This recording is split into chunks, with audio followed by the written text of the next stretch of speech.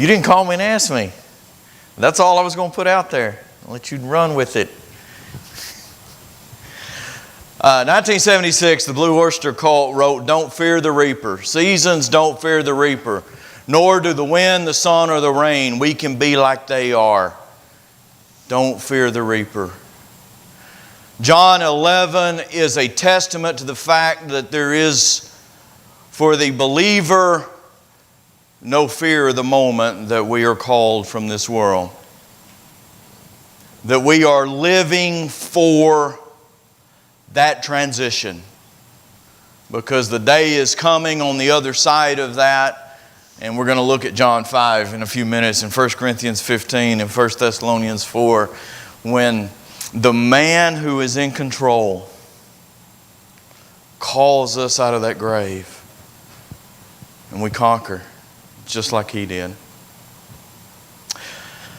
When we left this morning, Mary was coming out of the house to meet Jesus. Remember, Martha had met Him on the edge of town. He hadn't made it into the village. She needed some alone time with Jesus. She needed a moment to have that conversation. Lord, if you'd have been here, I know what you are capable of doing. My brother wouldn't have died. And I know you couldn't have made it on time, but look, I'm going to make my statement of faith anyway. He wouldn't have died. But I know at this moment that whatever you ask, your Father's going to do. And though she goes back and secretly tells Mary, hey, the Master's here. The Rabbi's here. The friend is here. The Lord is here, and He wants to see you. And so Mary does what Martha had done, hoping for some privacy. She had gotten up and went out of the house. And she's gone to the edge of town to meet Jesus, hopefully to have that same moment with Him, to be consoled by the one that they love so dearly. But she does not have the same luck that Martha had. The crowd sees her. You probably have not only friends and relatives there, but during this day there were paid mourners. When someone of note passed away, you could hire mourners to come to the house and be included in that mourning to show how much that individual was loved. And so they see Mary getting up. Well, she must be going to the tomb to continue her mourning, and so we're going to go with her. And they follow her out of the house. So no luck in an opportunity to have a private moment with Jesus, but she makes the same statement of faith. If you'd have been here, He wouldn't have died. Now think of the other story where Mary and Martha play such a huge role. Where was Mary? Martha's in the kitchen cooking, and Mary is, come on, somebody say it, at the feet of Jesus. Where is she now when she makes this statement of faith? At the feet of Jesus. Character traits that she can't deny. This is where I belong. And oh, I wish you could have been here. Do you think, since the wording is identical for these two sisters, that they've spent the last 4 days taking turns saying that to each other? If the Master had been here, He wouldn't have died. If the Master had been here, He wouldn't have died. I have a feeling they did. Verse 33 through 36, we see the humanity of Jesus shining through. You know, there's the moment in Matthew 17 and the other accounts where we see the divinity of Jesus shining through at the transfiguration. Here the humanity comes boiling out. It says He was deeply moved in spirit. The word there, and it's used in Mark 14 and verse 4 in derision at the pouring out of the expensive ointment. It means to literally snort in indignation. What an interesting statement, John. Who's he indignant with? What is He indignant with? There's no way He's indignant with their tears. His are about to flow. There's no way He's indignant with their sorrow because He's human. He knows what it feels like to hurt. If I had to guess, I would say he's indignant with the havoc that is being wreaked by sickness and death in our world. The fact that his friends have to go through this. That it has, because of the fall in the Garden of Eden, it has become a fact of life. That if we live long enough, we die. And it hurts those around us. But John actually says two things. He also says, and he was troubled. It means to shake. He was visibly shaken by this moment. And it manifests itself in that two-word sentence that every Bible student, when he's told to go home and memorize the Scripture, goes home and memorizes. Gets that one out of the way first. Jesus wept. And we quote it like it's the only thing going on in the story, and we read it as if it's two words in the middle of the story and there are other things to rush to. Jesus is human. And he is moved with compassion for the pain and the suffering of those that he loved. He is looking into the eyes of Mary and Martha and seeing the hurt of the loss that their brother has created. To be Emmanuel, Matthew chapter 1. John chapter 1, to be God in the flesh, to be the incarnate Word. Hear me and understand me. Please let this register, because we focus on the divinity of Christ so much. Let this register. For Him to be God in the flesh, He had to possess the same emotions we possess. He had to be 100% divine and 100% human at the exact same time. He had to be moved by what moved people around Him. We see Him angry at times. We see Him tired at times. We see Him frustrated at times. We see Him brokenhearted at times. He is hurting because they hurt. He's not a robot when He's in this world. That's important for us to understand, because I've heard Christians that I thought were educated in the book argue that, the temptations in the wilderness couldn't have been real temptations because He's God. Oh, He's human too. He's hungry in the wilderness. He's tired. He's facing the cross. It's real. Hebrews 4 and verse 15 says He feels what we feel. He sympathizes with us. He knows what it is like to live in this world. In fact, if we watch the story really well and notice that suddenly the man who has reared him as his child suddenly disappears in the gospel stories, it is very likely he has suffered the loss of a parent. He certainly lost a friend and a mentor and a cousin with John. He knows what it is to hurt. And it is so evident that the crowd sees the love. Oh, look how much this man loved Lazarus. And so the humanity, and it is just about to be connected with the divinity in such a beautiful way. Where have you laid him?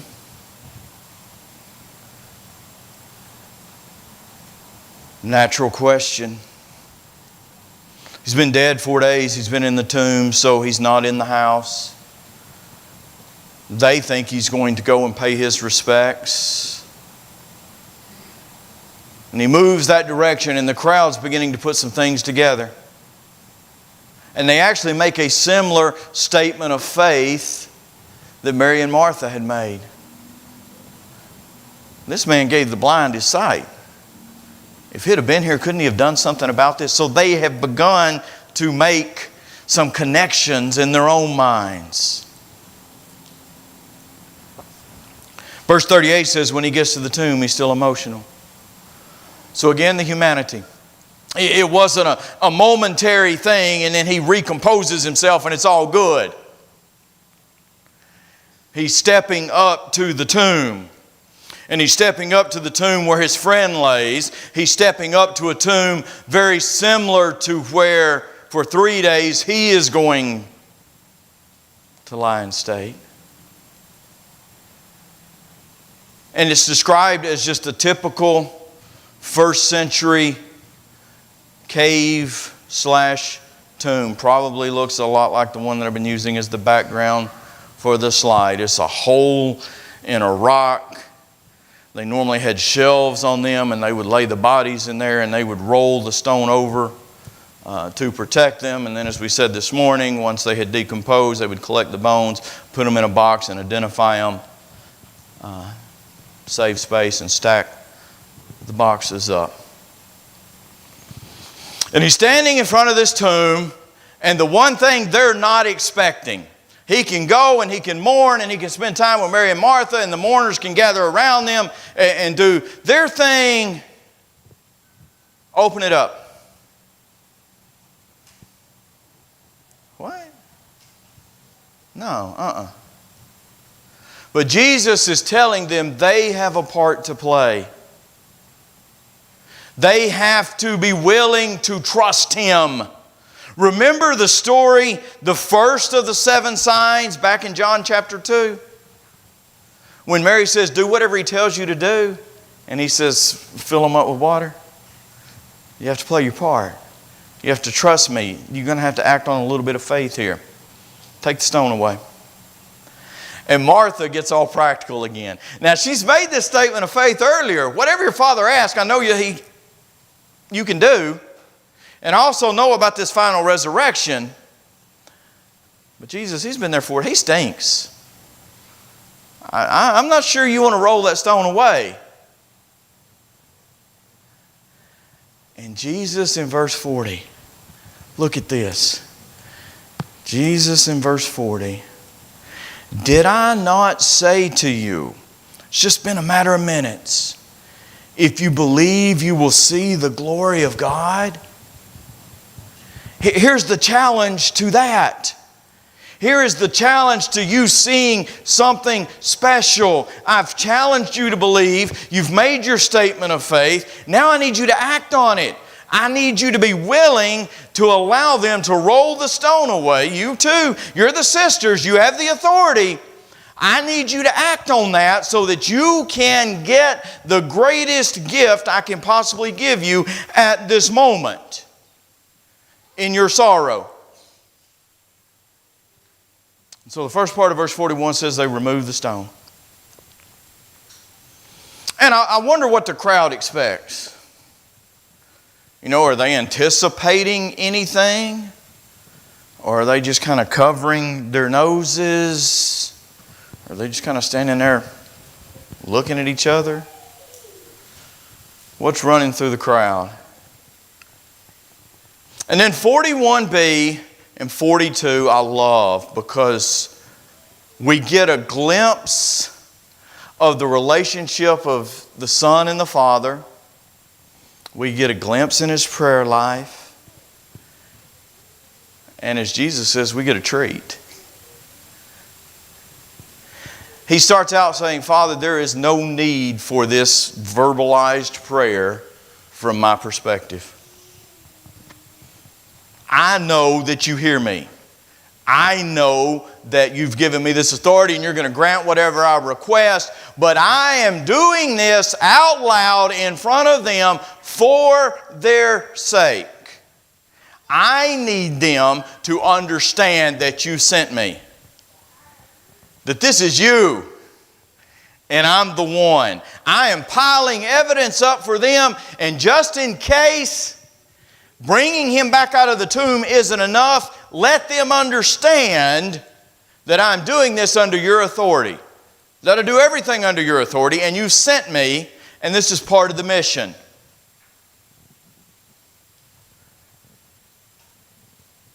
He's praying out loud for their sake. What a beautiful thought.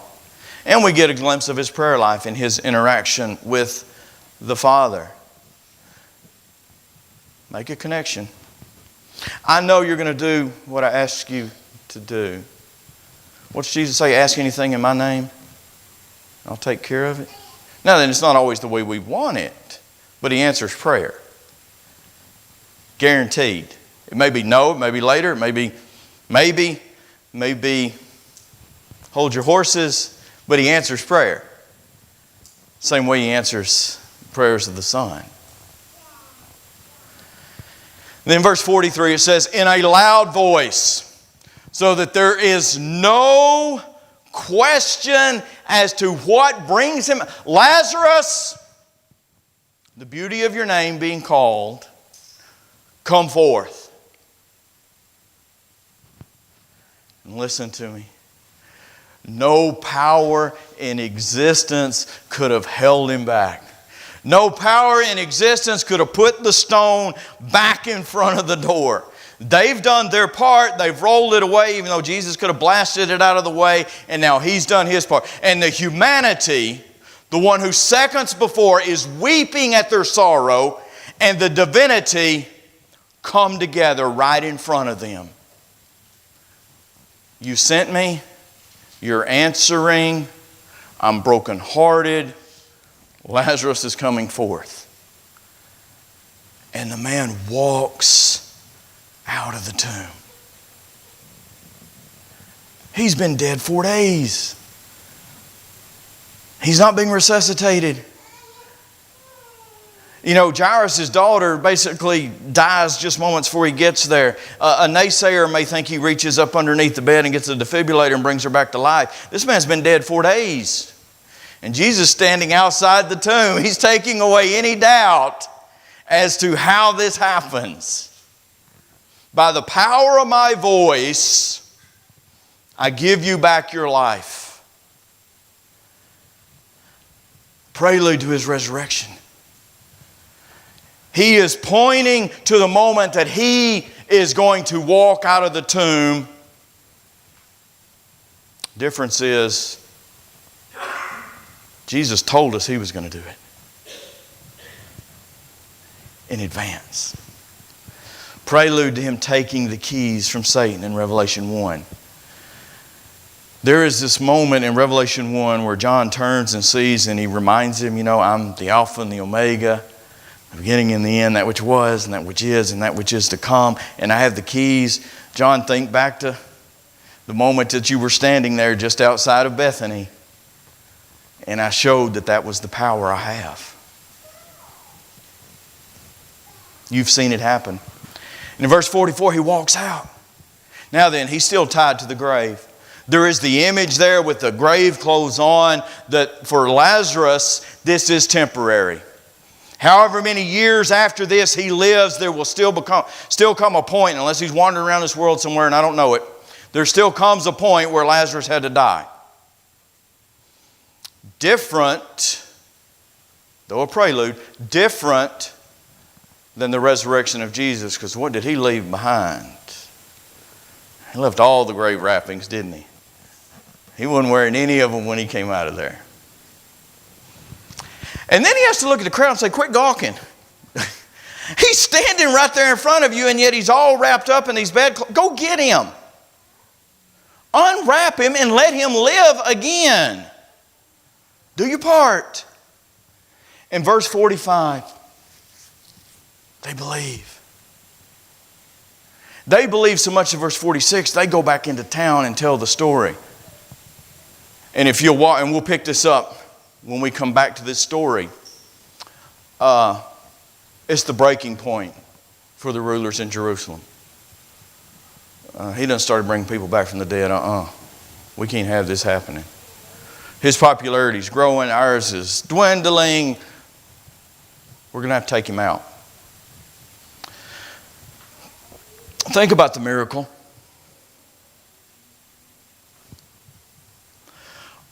Water to wine, you might explain away. A blind man getting his sight, you might explain away. Oh, he's been faking for 30 years. A man that's been dead in the tombs 4 days and stinks. You're not explaining that one away. This is Jesus' way of saying, you know what? You may fool some of the people all the time and all the people some of the time, but you can't fool all the people all the time. What I'm doing out in the open. And they can see it. And they're fixing to come back to Jerusalem and tell you they saw it. And there's not going to be a point, or we're reaching a point where you can no longer deny what I'm doing. I'm not doing it in the shadows. This isn't in Jairus' daughter's room where mom and dad are standing there and I've thrown everybody else out and we shut the door. This is wide open in front of all of the mourners from Jerusalem, all of the friends and the family. Let's close. No fear of death for believers. Death is not the end all. From our perspective, watching someone that we die, does it hurt? Absolutely. Mary and Martha are distraught. Jesus is weeping. Absolutely, it hurts.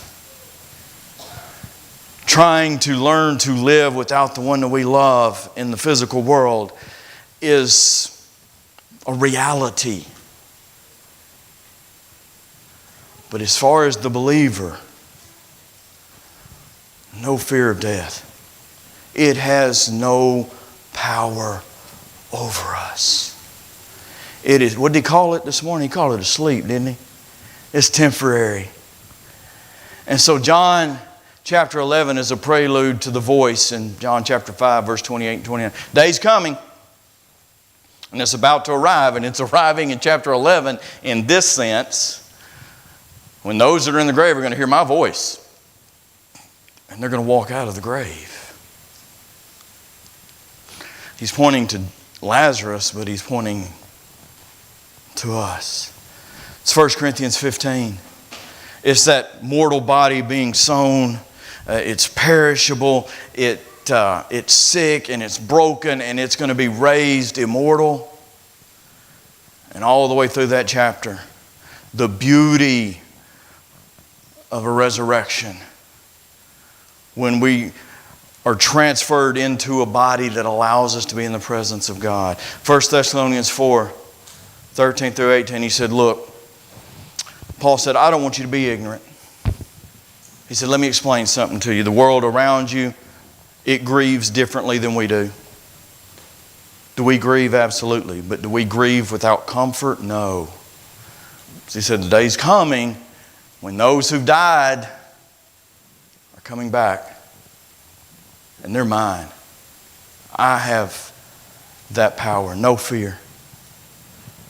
Do not live in fear of the moment you transition from this life to the next if you are a faithful child of God. It is just a sleep.